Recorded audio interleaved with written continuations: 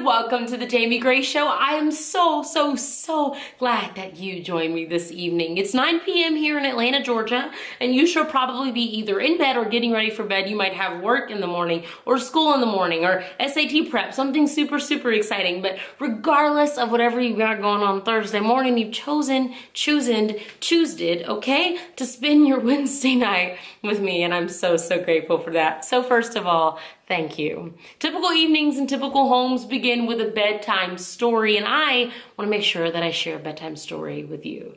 Cue music. So I'm gonna share with you guys the story of the one time that I sang with Adele. Now, I know I've shared the story like on my Facebook, on my Twitter and Instagram and stuff, but I've never shared it on the Jamie Gray Show. And it is a story that is kind of sappy and kind of special to me, and I would love okay, I'm fine. Cool. I would love to share this story with you guys. So it starts back in 2015, which is last year. I was getting ready for my 25th birthday party. Now, I'm a planner, so I've got to plan early. I've got to get ready, you know, like a year in advance, right? So I'm going to be 25. Actually, I'm wearing like, let me look mature. Okay, that did it. I'm gonna be 25 in just a few weeks. So this is about a year ago that I started planning for my 25th birthday. Now, at the time that I was planning for my 25th birthday, which is also on November 25th, my golden birthday, I was also beginning to film a documentary called Waiting for 25, which is a film that I've taken a year to film. And it is basically my journey to turning 25 years old, which is the legal age in Georgia to where you can be a foster parent or an adoptive parent through foster care. And to a lot of people that's like, whoa, random, is Jamie Grace about to be a mom? And no, not right now, I'm not, but it's something that I'm really passionate about. And I really want to share the stories of kids who have been adopted or who need to be adopted, or kids that have experienced the foster care system. So I started filming this documentary called Waiting for 25. I was planning my birthday for when I turned 25 on the 25th, and I'm Googling away stuff to do for your 25th birthday. Then all of a sudden I see something about this lady named Adele that is going on tour, and the name of her album is 25. So I'm like, okay, this is kind of cool. Like, she's a great singer. I've listened to her since like 9 or 10 years, like MySpace days. This would be the coolest thing ever to go to her show and like be able to see her show live. Like, no offense to anybody else, but I know for a fact that like Homegirl like covers up. People know I don't like to see bodies. Only body I want to see is the body of Christ. I can't be handling like people shaking stuff at concerts. Like, I don't do that kind of stuff. So I was like, this will be a good, like, normal show that we can go to. So I set an alarm for when the tickets are going on sale. And my alarm woke me up that morning, started typing away Atlanta, Georgia, 4 tickets, me, my sister, her husband, and just in case I got a boyfriend by the time, no lie, that's why I bought 4 tickets. So I bought 4 tickets and sent it to Atlanta, and it was sold out. And then I think it was the second date for Atlanta, sold out. Long story short, I spent way too long looking for tickets, and I was calling my sister, would you fly to Texas? Do you want to go to Colorado? And I can't breathe when I go to Colorado, so we couldn't figure out what to do. And finally, after, I won't say how long, but after a good amount of time, I found tickets in Los Angeles, California. I was born in Los Angeles, California, so it made so much sense. I'm going back to my birthplace to celebrate my birthday. And even though it's like 4, 5, 6 months early, I knew that we'd have a great time. So August rolls around, which is this past August. Myself, Morgan Harper Nichols, her husband Patrick, and our new friend Vanessa, who is in the movie A Little Princess. I just have to brag on her really quick. The 4 of us go to the Adele show, and we're super excited. Now, I don't know if it's because a lot of time had passed or what, but I completely forgot when I bought the tickets that we were at the front row of the B stage, which the B stage is, you stand out on the A stage, like the main performance stage, and then the B stage is the one in the middle of the floor. And I didn't realize that we had the front row of the B stage. So when she starts her show and she's like coming out of the ground of the B stage and she's like, hello, I'm like right there and I'm like, hey girl. It's actually super embarrassing because she said hello and I yelled, hey girl. I don't know why I did that. I was just really pumped, and I like making friends with everybody everywhere I go. So I waved at her, show kept going on and on and on. And at some point during the show, it was toward the end, she was back out on the B stage, kind of going around, interacting with fans, and just being really personable. and really sweet and really kind. And I kind of leaned over at Vanessa and I was like, I don't know if she's gonna come over here. Do you think she's gonna come over here? And Vanessa was like, be positive, be positive. And I looked at Morgan, I was like, she's getting so close. Morgan was like, oh my gosh, we're gonna have so much fun. And it's typical concert. Like, if you've ever been to a concert, you know how it is. You're just having a good time, like wondering what's gonna happen next, but trying to enjoy the moment. And before I know it, the lovely Adele, she's like right in front of me at the B stage, and she's just kind of looking my way, and I guess I just have a boldness in me that can only be explained because of my mama and my Jesus. And I was just like, do you want to sing together? Do you want to sing together? And she looked at me and she was like, oh, you want to sing together? That's not her accent. I hope she never sees this and gets super offended by that.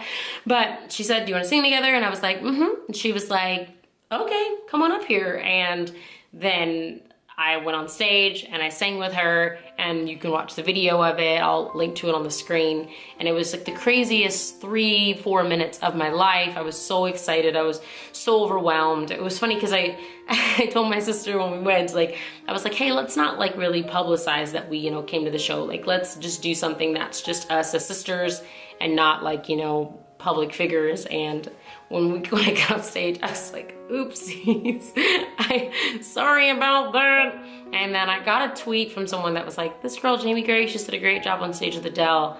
And I was like, thanks, man, that's really cool. And before I knew it, it was totally something that I wasn't expecting. We got back to our friend's house that night, and a manager called like 7 o'clock in the morning and said, you have to be at Inside Edition tonight. And then I was doing interviews for like 2 days straight. I ended up staying in LA for an extra 2 days. And I really wasn't expecting that at all. I was grateful, and I was so excited and so appreciative that people wanted to hear my story and that they wanted to encourage me and my voice and all this kind of stuff. But ultimately, I was just like, I hope it doesn't look like I did this to like try to get attention. It just was a crazy, crazy, cool, amazing experience that really happened because of someone else's humility and kindness. And that was Adele's humility and kindness. And I hope that I can be that as an artist. And I'm gonna be real, like I do bring people on stage quite a bit because it's really fun and I really enjoy it. And I hope that out of all of this, like that's something that I can continue to do, is like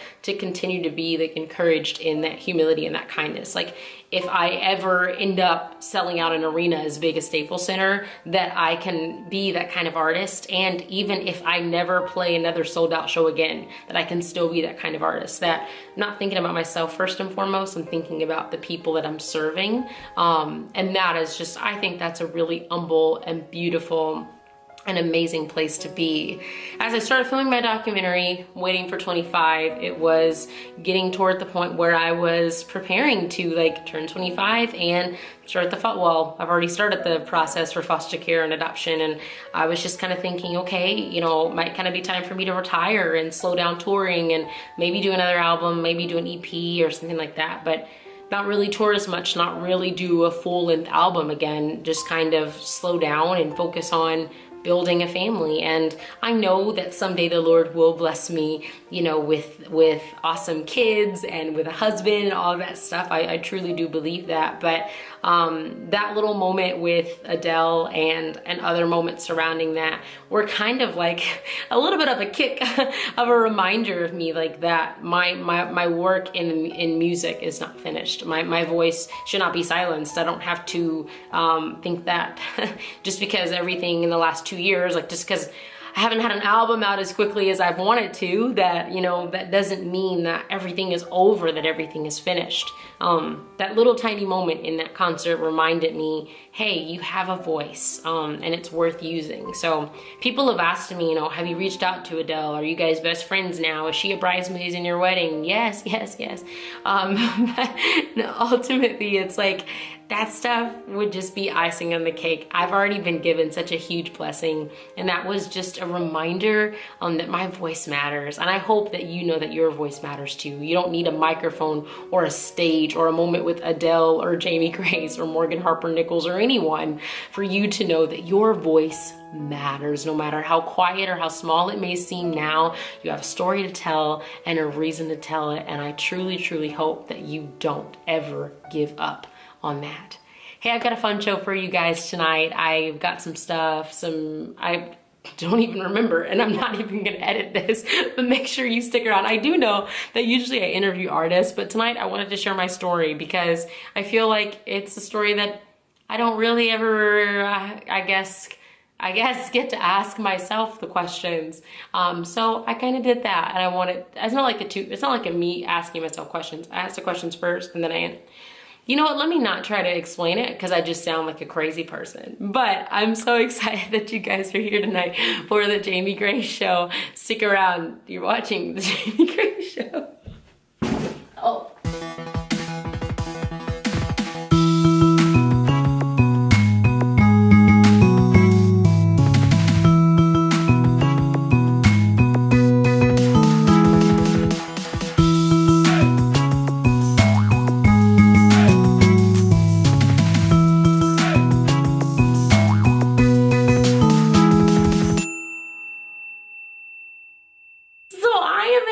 Camper, even though I hate camping because I'm scared of bugs and frogs and turtles, but I am a happy camper because it is my favorite month of the entire year. It is November. I'm so excited. I cannot wait for November to come. Oh wait, it's already here. I'm so pumped. My birthday is November 25th, 1991, 10:34 a.m. Kaiser Permanente, Long Beach, California. I don't know why I shared all that personal information with you guys, but it's just a great month. It's a wonderful month to be alive in, to be born in, and I'm so happy that we are all here together. Bring it in for a hug. I'm so pumped about November also because I'm going to have new music out and I cannot wait to share it with you guys. And one of the very first places that I'm going to be sharing it is in Minneapolis, Minnesota. And by Minneapolis, I mean Eden Prairie. And maybe Eden Prairie and Minneapolis are the same thing, but maybe they're not, and you guys are gonna comment and be like, you're wrong. So I'm not really sure, but it's gonna be in Minnesota and I'm really pumped about it. My birthday's on the 25th, but the concert is on November 26th. It's gonna be like, oh, it's gonna be so cool. Like special guests and giveaways and new music and all that kind of stuff. And even if you don't live in Minnesota, you can come and travel with us. I don't live in Minnesota. I'm gonna go up with my family and we're gonna just spend the holiday and like a vacation up in Minnesota and just hang out and just spend time together and just have a great time. And then on that Saturday night, we're gonna have a concert, a birthday party concert for me. And I'm excited. And if it's your birthday, then it's your birthday concert too. Even if it's not your birthday, then it's still your birthday concert. Because I love you and you're great and you're beautiful and I'm so, okay, I'm filming this way later than I normally do and I'm so tired. I can't even think of what I'm supposed to be talking about. All my notes are over there, but I'm like trying not to look at my notes because I'm trying to be professional. Except I just told you guys that I have my notes. What am I supposed to, I'm supposed to bounce to the studio vlog. I was supposed to segue from that. Cool. Cut. Y'all, I had to cut. I wasn't making any sense. I'm really pumped about the concert in November. I've also got a couple other shows, so make sure you check out my website if you want to see where else I'm going to be on tour. And I'm also really excited about new music. I've been so ready and so anxious to share this with you all, and I really hope that you are excited too, because I'm super pumped. And all of this, I wanted to share with you guys what kind of a typical day is like for me at the studio. And I don't vlog a lot, but I figured maybe I could do a little more vlogging. Plus my sister's letting me use her perfect camera. It's like the perfect camera for vlogging. So here's one of my awesome producers, Sean Hill, and this is kind of what a typical day is like for us in the studio. Take a look. So good morning. I am packing my book bag, getting all my stuff ready, heading to the studio this morning.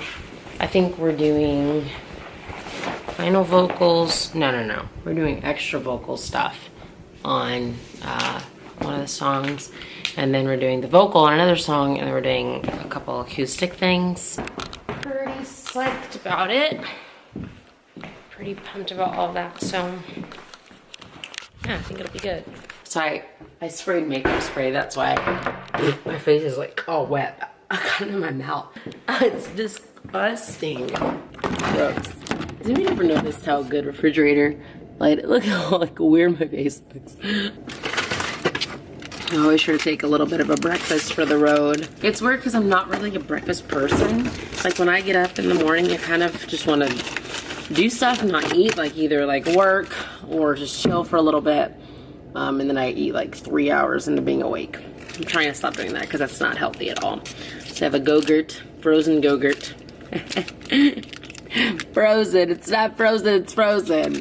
And a granola bar, my favorite kind. You have to eat breakfast, you guys. You have to take care of yourself. Shout out to Crystal, my producer's wife, who let me borrow her cat onesie. My onesies are mine, but this one random time, I was just talking to Crystal and she just mentioned she had onesies and I was like, oh my gosh, can I please borrow that cat onesie? So I figured that would be awesome.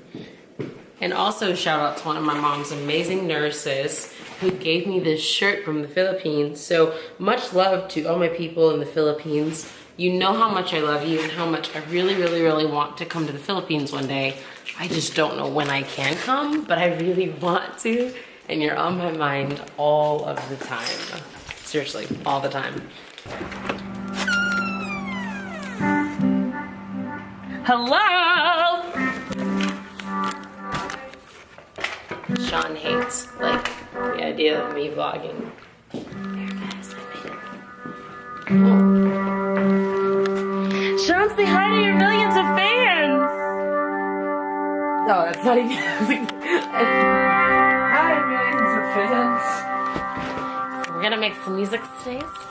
Sean did my song, Born Tonight, Sweet Little Jesus Boy. Did you Sweet Little... You did more. That's it? What are you playing? I'm trying to get ready for Sunday because I'm playing guitar. Worship. Worship songs. Worship songs. That sounds like worship songs. Yeah, I'm trying to figure out a good pat down. Oh, sounds good. Sounds good.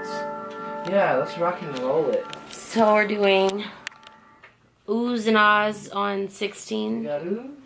We got ah. And then Fix Things. They rhyme. Come again? Fix things. 16 and fix 16 things. and fix things.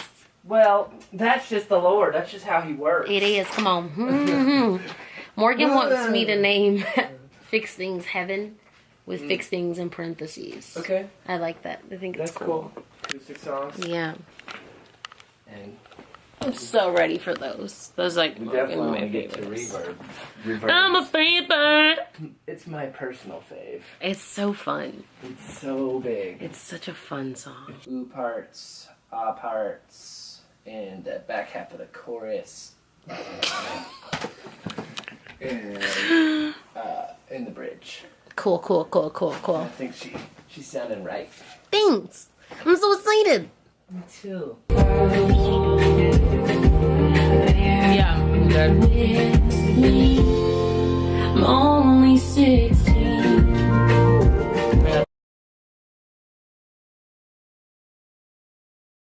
I said, don't worry, this is gonna be on mute.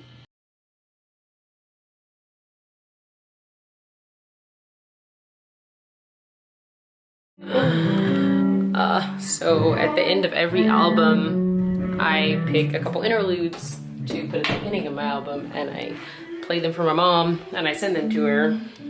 And this time, instead of it being an interlude, everybody was like, that's a song. And I was like, no, it's not, it's an interlude. And everybody disagrees with me, so now it's becoming a song. It was supposed to be an interlude. So I said I'd be vlogging a typical day in the studio. This is not a typical day, because a typical day, I'm here till like 4 o'clock in the morning. Not 4, maybe like 1. Sometimes I'm in the studio that late, but today I'm leaving at 4, and it's 1:30, and we are still working on this song that I thought was an interlude. So I'm guessing I'll probably work on this for like an hour, and then I'll do my actual interludes. This is where I chill while Sean does stuff. And this is where Milton plays keys. Milton's awesome. And this is where Sean tracks. And this is where I watch videos about pentatonics when I'm supposed to be working. And this is where all of his instruments are. And this is where I sing things. And that is where he drums things. And this is... Oh, wait, you can wait again. I didn't even get it on camera. Okay, so I turned my camera back on. These are drum things. And this is a closet. Is it a closet? No. It has an amp inside. It's so cool.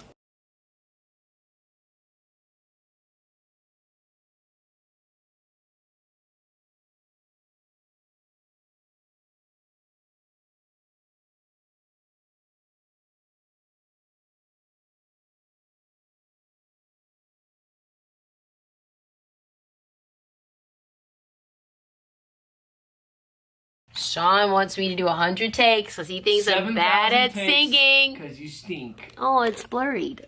Oh, no, it's not. Just kidding. I'm coming for you, camera.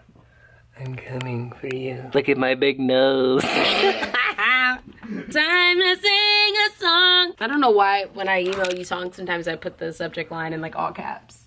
I do that too. It's okay. That just means you're a studio engineer at heart. That's what it is. A studio engineer at heart. I'm waiting for these lyrics to load in your email, but I kind of feel like I should know them by now. It's like not even a full song. Yeah, I'm really sad if you can't. Also, I've been singing this song for like 2 years. Have you really? Yeah. You ready? There's like a whole sappy second verse about. Oh boy. You ready? Yeah. 1, 2, 3, and not sing.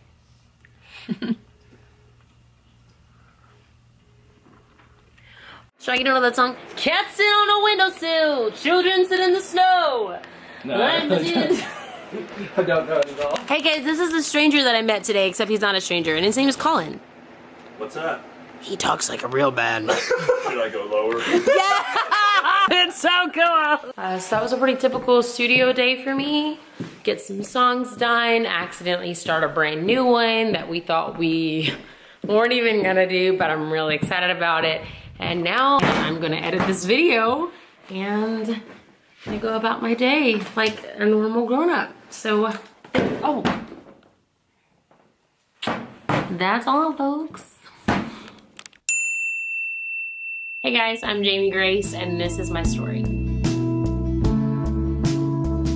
It started way back in 1991. I was born in Long Beach, California, to a sweet little married couple, James and Mona, and they had a daughter, a toddler named Morgan, and then they had me.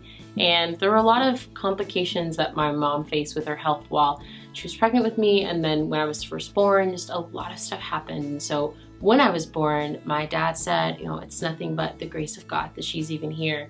And that is how I got the middle name Grace, which a lot of people thought, or still think, that it's a stage name.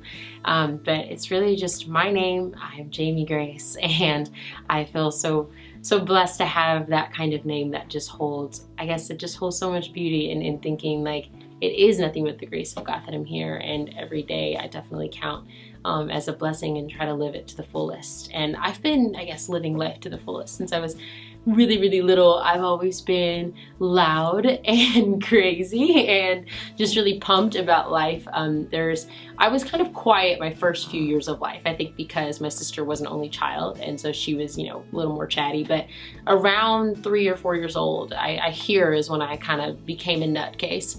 Just talking all the time and just running my mouth all the time, always singing, always dancing, and just a little girl that was full of so much life. And when I was a toddler, well, like 1 year old maybe, our family moved from California back into my mom's home, Atlanta, Georgia, and that's where my dad started the church. So I grew up singing in church and in every single play, every production. Not a very massive church, so having, you know, multiple roles, like 6, 7 years old, learning how to work what now kids would call is like the sound system, but back in my day, like in order to have the lyrics, we had these like clear sheets that had all the lyrics on it, and they were backwards, so you had to put them down on this like projector thing, and it projected the words onto the screen like when we were singing worship songs at church. So I just grew up in just a very lovely homeschool family, just lots of laughter and joy, and our faith was a huge part of who we were and who we are. And I just feel very blessed about the way that my parents raised my sister and I both, and just gave us an incredible and amazing childhood.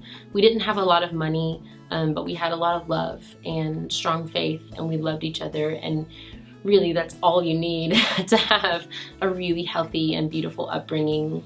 And then when I got a little bit older, and I was 9 years old, is when my health kind of started to deteriorate and kind of just not not work out in our favor at all. When I was really little, like I had pneumonia 7 times before I was 2 years old and had asthma my whole life. So I had these medical issues, but most of the time it was stuff that they could give us medicine for, or they knew how to treat it, you know, kind of in the hospital for a few days, but they knew what was going on. Whereas when I was 9 years old, I was having some symptoms that no one knew what they were, and no one could understand what was happening and what was going on. And 2 years after that, at the age of 11, I was formally diagnosed with Tourette syndrome, OCD, ADHD, and anxiety. And that was when it was kind of a kicker in our household of like, oh, like this is totally different from anything we expected, anything we planned. Like our daughter might, like she's facing something greater than what we could have ever imagined. And I know that it was hard on my parents. You know, Tourette syndrome is a tic disorder where I make movements and sounds that I can't control. And I knew that that was like, none of us had ever heard of it. My mom was the one that found it online and told my doctor maybe she has this, but none of us had heard of it. My doctors hadn't heard of it. No one knew what medicine to give me. No one knew, you know, what to do about this condition. They tried some therapies. They tried a bunch of different medications. I started sleeping all the time because of the medicine. Then I couldn't sleep because of the medicine. Then my hair started falling out because of the medicine. We just went ahead and chopped the other side of my hair off so that it would match. And then I had this awful like bowl bob cut for like 2 years, and my hair has never been the same. Like I just went through all of these different complications, just trying to figure out what is this condition, what is this new lifestyle, and how are we going to recover from this. And then on the health side of things, I was sick all of the time. My tics were out of control. I was accidentally injuring myself, accidentally injuring my family members. It started to, my heart was affected by it. I was on a heart monitor for a little bit of time. My asthma was affected by it. My anxiety was affected by it, which made my tics worse, made me stress out more. I wanted to try to go to a private school. I had to leave because I couldn't stay. I wanted to play soccer. I only lasted two games, but I got too sick to keep playing. Everything that I wanted to do, everything that I wanted to become, just felt like it was just being put on the back burner because my health had just taken over. And I was convinced that like life just wasn't ever going to be good anymore. Life wasn't going to be the same anymore, that my life was kind of over. I remember hearing different specialists even tell me, you know, don't even think about college, you know, don't even worry about going back to school. Like don't worry about any of this stuff. Like your daughter is just, this is who she is now. Like she might have to just be in the bed all the time because she's always tired and because she's always sick. Like this is just who she is. And I accepted that. I did. My parents didn't, and they continued to speak life into me. And my sister continued to tell me, like, this is not who you are. Like, we can still play instruments and we can still watch cool movies. Like, they continued to like encourage me and remind me, but I accepted the fact that this was kind of the end and that my life was just going to be this miserable, unhealthy state. That was kind of what I chose to accept. I spent a couple years kind of in that acceptance of my life is over and this is kind of, you know, what's going to happen in my life. Like I'm going to be miserable all the time. And I didn't do that in any kind of like victimization. It was honestly just kind of a depression. I mean, when you're 11, 12 years old and your doctor looks at you in the eye and says, I don't know what to do with you, you're going to be sick for the rest of your life. I mean, it's really hard to accept that there's any type of future. And on top of that, I mean, I was being bullied constantly. Kids were always laughing at me, and they already weren't like inviting me to hang out with them because I'm like the homeschool preacher's kid that like is, you know, like, oh, should we be watching this, guys? You know, I was already that kid. So on top of that, it's just, you know, thing after thing piling on top of each other that was making me so not popular and so not cool. And I was just accepting that that's who I was. But life really started to change when I was about 13 or 14 years old, and I heard a scripture, and it's found in Psalm 30 verse 5, and it says, weeping may endure for a night, but joy comes in the morning. And I had heard that scripture 80 million times. I'm a pastor's kid, but I remember when my mom sang it at church one Sunday, I had this realization that I never had when I heard that scripture. And I realized that that scripture was saying, it wasn't saying like, you might cry sometimes, but God is the best and your life's about to be perfect. Like, that's not what it says. It says, your weeping may last for a night, but joy comes in the morning. And to me, I interpreted that as I am going to cry sometimes. Like, God never promised my life would be easy. Like, that's not what it means to be a Christian. That's not what it means to be a human. It means like you're going to cry, you're going to weep, but joy comes in the morning. And I realized all this time I hadn't been seeking joy. I hadn't been seeking that fulfillment that can only come through Christ. I had been seeking for my health to be better. I had been seeking to have a bunch of friends. I had been seeking for my hair to be longer. I had been seeking for my acne to go away, for kids to invite me to parties. Like, that's what I had been seeking. But if I had chosen to seek joy, I think things would have changed. And when I did finally recognize that and realize that, I felt joy. In the midst of my uncontrollable tics, I felt joy. In the midst of kids not inviting me to hang out with them, I felt joy. In the midst of people picking on me, I felt joy. In the midst of all the stuff that I was going on, I felt joy. Because I realized that it was something much greater than like something I could come up with or create. It was something that was made by the Creator, and that was exceptional, and that was a blessing, and that was my miracle. That was my healing. People tell me sometimes, you know, I hope you can get your healing. I hope you can get healed. And yeah, I've got Tourette syndrome, but I've been healed because I've experienced joy. And I would rather have Tourette syndrome and have joy than be perfectly healthy and be miserable emotionally. Like, I can deal with the tics if I can experience joy. It's a really, really cool thing to experience. So once I had that realization, life didn't get perfect, but life was certainly joyful. And I wanted to share that joy with as many people as I could. I smiled more, I was laughing more, I was giggling just like 4-year-old Jamie Grace. I was giggling all over again, and I felt like myself. And so I wanted to share this joy. I thought, how can I share it? How can I be silly? How can I share this excitement with other people? And my parents were so gracious to buy me a video camera, so I started to make a TV show. And I didn't have anywhere to put the TV show. I just made my sister watch the videos all the time, but I was like, I'm going to share this joy with other people. So I started making like videos that I would put as a television show. Then I heard about something called YouTube, and I was like, this is the perfect place for me. They're gonna love me there. So I started putting my videos on YouTube when I was just 14 years old and sharing like silly videos, improv videos, Tourette syndrome awareness videos, singing videos, dancing videos. Those were the worst. Glad the YouTube has a delete feature. I just shared as much as I could to possibly share joy.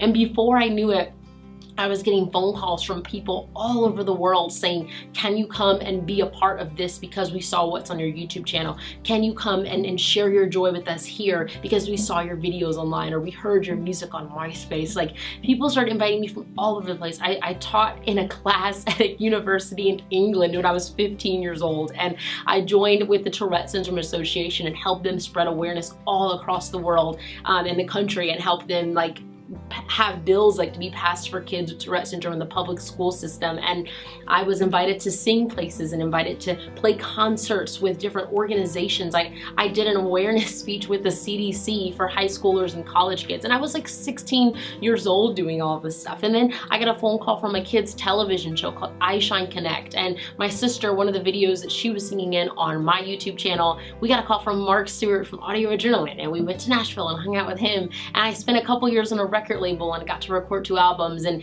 now I'm about to record my 3rd record. Well, it's like almost done, yeah, and I'm like so pumped about it. And all of this stuff, all because I woke up one day and I chose joy. It wasn't because I woke up and I said, I need somebody to bring me some joy so my day's gonna be better. That's not how it works. Joy is always here for us. It's always available. It's just the moment where we choose it. My mom used to be in radio like 1,000 years ago. Just kidding, Mom. Like back in the late 80s, I think she was in radio. And she always taught me that sometimes when you are on the radio station, like on air, that you might make a mistake. You might introduce a song wrong, or like bounce the wrong commercial or something. And she always tell me that one thing she learned in radio was that it was not about how you fall, but it's about how you bounce back. Because sometimes you might slip up and say, here's Hold Me by Jamie Kate instead of Jamie Grace. And it's not about saying, oh gosh, I'm so sorry guys, I messed up the wrong name, I need to go back and erase it. No, no, no. What's done is done. The past is in the past. It's all about how you bounce back, all about how you recover. It's all about the recovery. I didn't choose for me to have Tourette syndrome. I didn't choose to be bullied. I didn't choose for half of my hair to fall out. I didn't choose for my medication to not work. I didn't choose for any of that stuff. I can choose how I recover. And from here on out, I choose joy.